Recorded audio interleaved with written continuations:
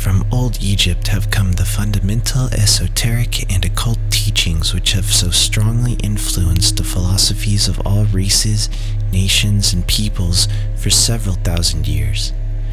Egypt, the home of the pyramids and the Sphinx, was the birthplace of the hidden wisdom and mystic teachings.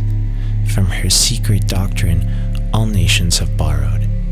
India, Persia, Chaldea, Media, China, Japan, Assyria, ancient Greece and Rome, and other ancient countries partook liberally at the feast of knowledge which the hierophants and masters of the land of Isis so freely provided for those who came prepared to partake of the great store of mystic and occult lore which the masterminds of that ancient land had gathered together.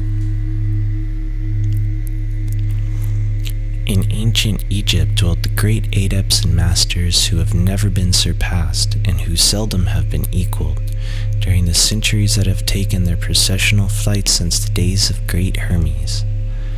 In Egypt was located the great lodge of lodges of the mystics. At the doors of her temples entered the neophytes who afterwards, as hierophants, adepts, and masters, traveled to the four corners of the earth, carrying with them the precious knowledge which they were ready, anxious, and willing to pass on to those who were ready to receive at the same time. All students of the occult recognized the debt that they owed to these venerable masters of that ancient land. But among these great masters of ancient Egypt there once dwelt one of whom masters hailed as the Master of Masters. This man, if man indeed he was, dwelt in Egypt in the earliest days. He was known as Hermes Trismegistus. He was the father of the occult wisdom, the founder of astrology, the discoverer of alchemy. The details of his life story are lost to history, owing to the lapse of the years, though several of the ancient countries disputed with each other in their claims to the honor of having furnished his birthplace, and this thousands of years ago. The date of his sojourn in Egypt, and that his last incarnation on his planet, is not known, but it has been fixed at the early days of the oldest dynasties of Egypt, long before the days of Moses. The best authorities regard him as a contemporary of Abraham, and some of the Jewish traditions go so far as to claim that Abraham acquired a portion of his mystic knowledge from Hermes himself.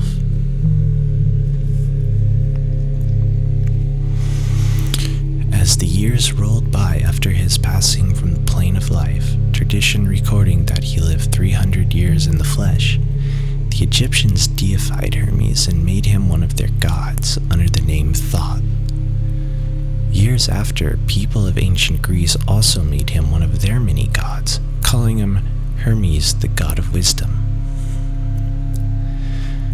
The Egyptians revered his memory for many centuries, yes, tens of centuries, calling him the scribe of the gods, and bestowing upon him distinctively his ancient title, Trismegistus, which means the thrice great, the great great, the greatest great, etc.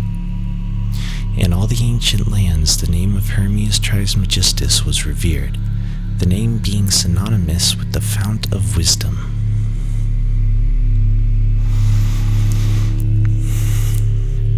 Even to this day, we use the term hermetic in the sense of secret, sealed so that nothing can escape, etc.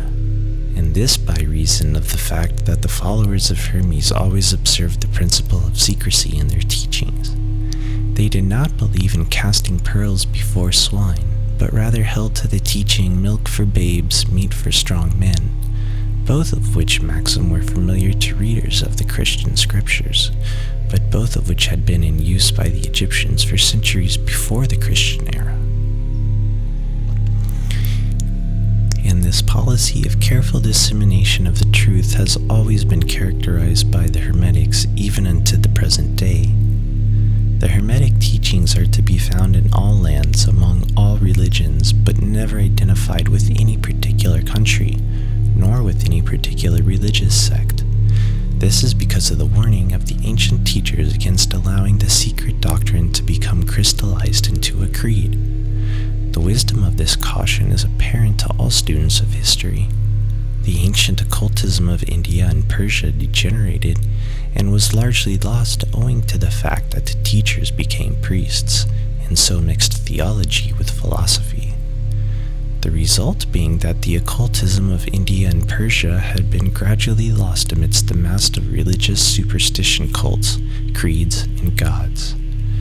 So it was with ancient Greece and Rome. So it was with the Hermetic teachings of the Gnostics and early Christians, which were lost at the time of Constantine, whose iron hands smothered philosophy with the blanket of theology, losing to the Christian church that was which its very essence and spirit, and causing it to grope throughout several centuries before it found its way back to its ancient faith.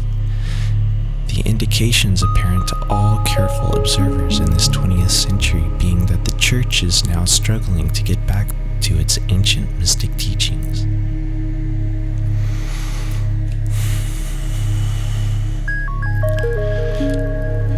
But there were always a few faithful souls who kept alive the flame, tending to it carefully, and not allowing its light to become extinguished. And thanks to these staunch hearts and fearless minds, we have the truth still with us. But it is not found in books to any great extent. It has been passed along from master to student, from initiate to hierophant, from lip to ear. When it was written down at all, its meaning was veiled in terms of alchemy and astrology so that only those possessing the key could read it aright. This was made necessary in order to avoid the persecutions of the theologians of the Middle Ages who fought the secret doctrine with fire and sword, stake, giblet, and cross.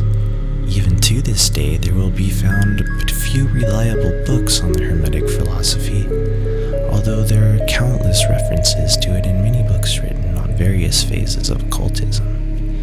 And yet, the Hermetic philosophy is the only master key which will open all the doors of the occult teachings.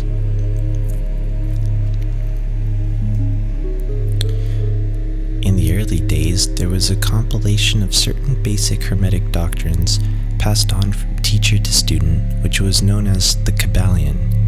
The exact significance and meaning of the term have been lost for several centuries. This teaching, however, is known to many to whom it has descended, from mouth to ear, on and throughout the centuries. Its precepts have never been written down or printed as far as we know. It was merely a collection of maxims, axioms, and precepts, which were non-understandable to outsiders, but which were readily understandable by students after the axioms, maxims, and precepts had been explained and exemplified by the Hermetic initiates to their neophytes.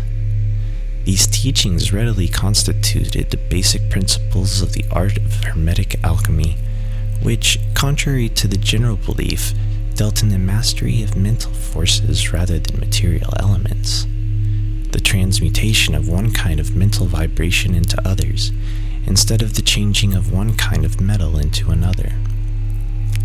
The legends of the Philosopher's Stone, which would turn base metal into gold, was an allegory relating to Hermetic philosophy, readily understood by all students of true Hermeticism.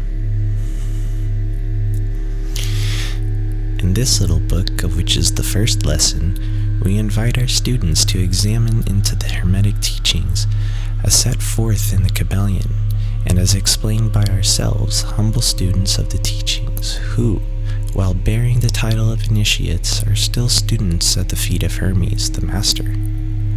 We herein give you many of the maxims, axioms, and precepts of the KYBALION, accompanied by explanations and illustrations which we deem likely to render the teachings more easily comprehended by the modern student, particularly as the original text is purposely veiled in obscure terms.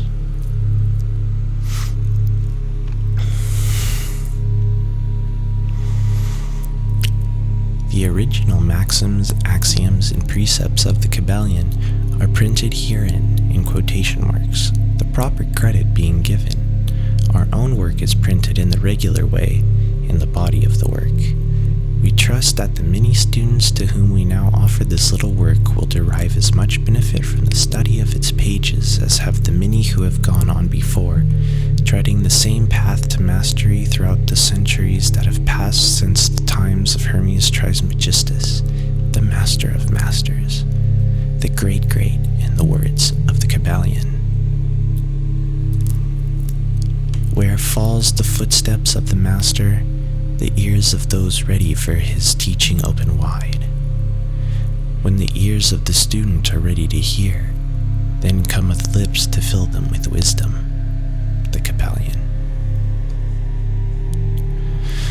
So that according to the teachings, the passage of this book to those ready for the instruction will attract the attention of such as are prepared to receive the teaching.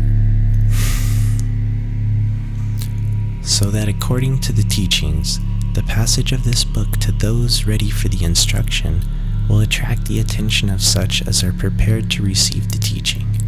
And likewise, when the pupil is ready to receive the truth, then will this little book come to him or her. Such is the law.